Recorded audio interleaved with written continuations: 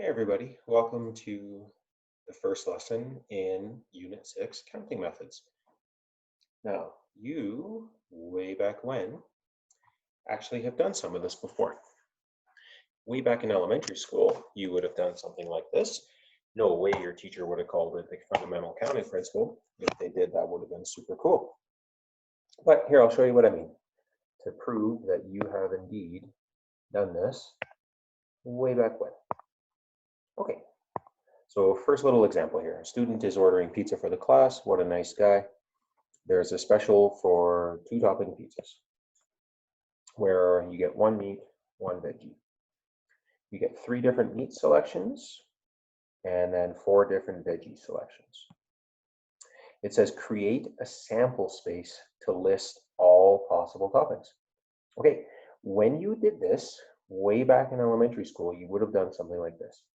First thing you would have done was you would have made a tree diagram. Remember tree diagrams?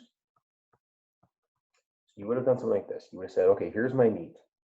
I could have a pepperoni to start. I could have salami to start. And I could have ham to start. And then what you did was you said, okay, from there, I can select 1 veggie. And so you would have then done this. You would have said, okay, I could have a mushroom. I could have a green pepper. I could have a tomato, or I could have a olive, right? And then you would do the same thing here with salami, and you would do it 4 times. And you do the same thing here with ham, and you would do it 4 times. So your sample space, you could leave it just like that. Really, that is your sample space. Or you could say I could have pepperoni mushroom, pepperoni green pepper, pepperoni tomato, pepperoni olive. Or I could have salami mushroom, salami green pepper, salami tomato, salami olive. Or I could have ham mushroom, ham green pepper, ham tomato, ham olive. Okay, and it's a sample space. So there's all your possible ways that you could make your pizza. So tree diagram, useful, but what's the limitation to it? Well, it becomes a pain in the butt, right? Doesn't it? So there's got to be a better way, which we'll figure out in a few minutes. Next question, how many possible outcomes? Well, I just count all these up right here. 12. There's 12 outcomes. There's 12 really unique pizzas, if you want to think of it that way. It does order matter? That's an interesting question. Does the order in which we put these things on our pizza really matter? No, not really.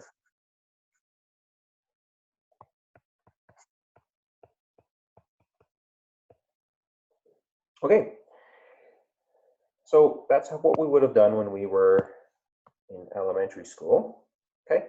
But there's got to be a better way. Because as soon as I give you the next question, determine the number of pizzas when choosing 1 from each. Now I've got 3 choices for meat, 4 veggies, 2 types of crust. I don't want to create a sample space for this. Drawing a tree diagram is going to take forever. So my guess is that maybe you remember what to do as a shortcut. You take each of these and you say, okay, here's my meats, here's my veggies, here's my crust. And what I can do is say, look, I've got 3 choices for meat, 4 choices for veggie, 2 for crust. And if you remember what you do to figure out how many different pizzas you can make, or the total size of your sample space, is you multiply those together. There's 24 ways. So what we just did when we did that, this is known as the fundamental counting principle. So we multiply all of our options together, and this is known as the fundamental counting principle. And we'll be lazy, we'll write FCP for short. Okay, and that's what's described right here in the gray box.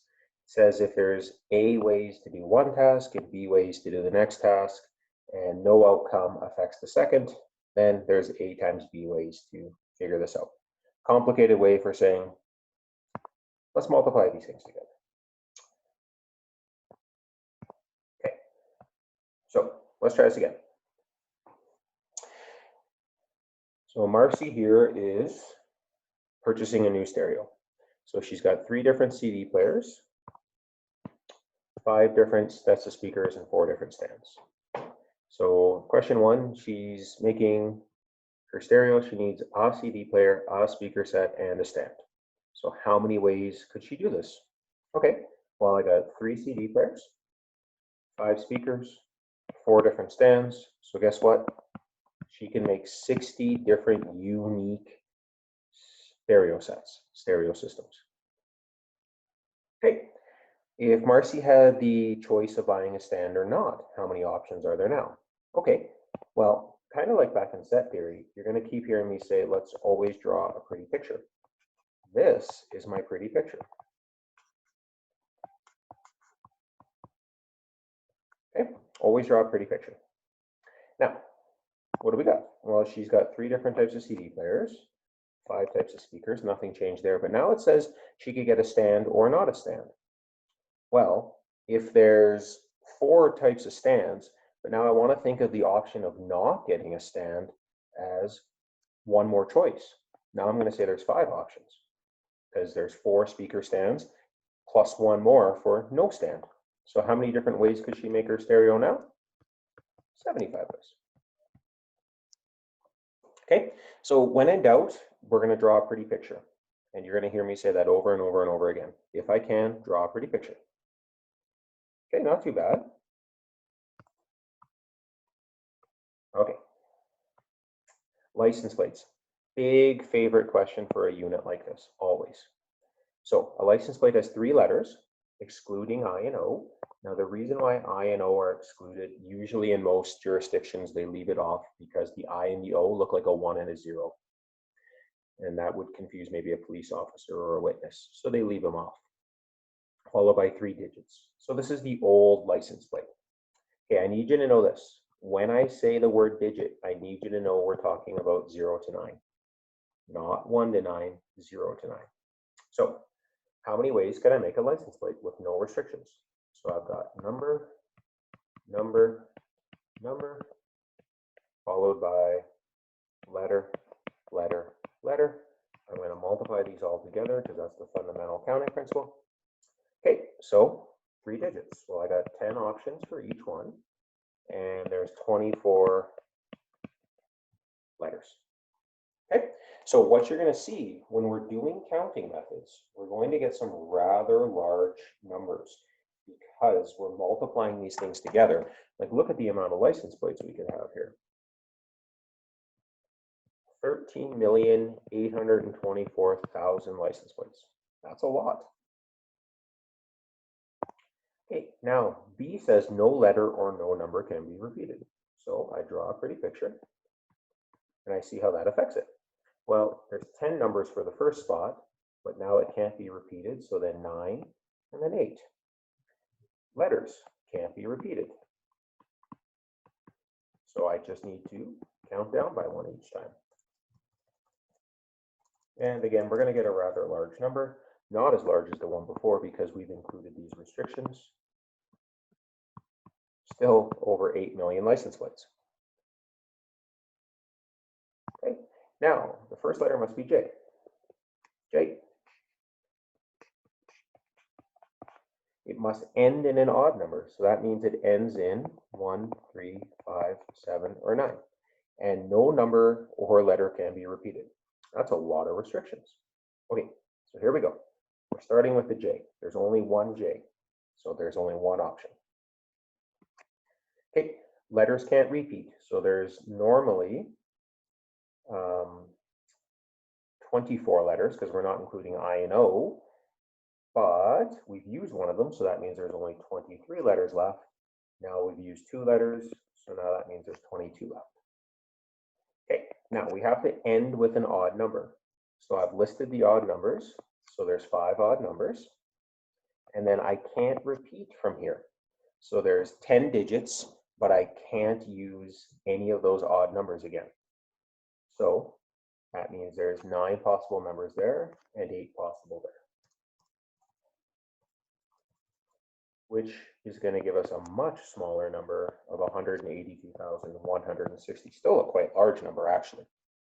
So when we start getting into questions like C, it's really helpful to write out your restrictions. J, the odd number at the end, list it out. All right. So what you're starting to see here is lots of reading, lots of little subtle things that are going to pop up as we're doing this. Okay, a student is arranging, that's going to be a very important word. All 6 letters in the word Xander. Okay, so how many unique 6 letters arrangements can be made? Well, I guess the question is, I'm going to draw my picture right off the bat, is can these letters repeat?